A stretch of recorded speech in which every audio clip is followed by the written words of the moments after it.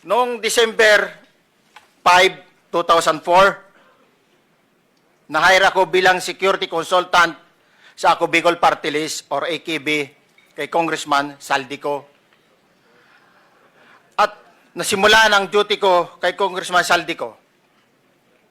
Bawat umaga, nagre-report ako sa BGC sa Horizon, sa Bonifacio Global City, kung saan nakatira si Kong Saldico. Tuwing may duty at detailed ako sa basura, it means itong basura,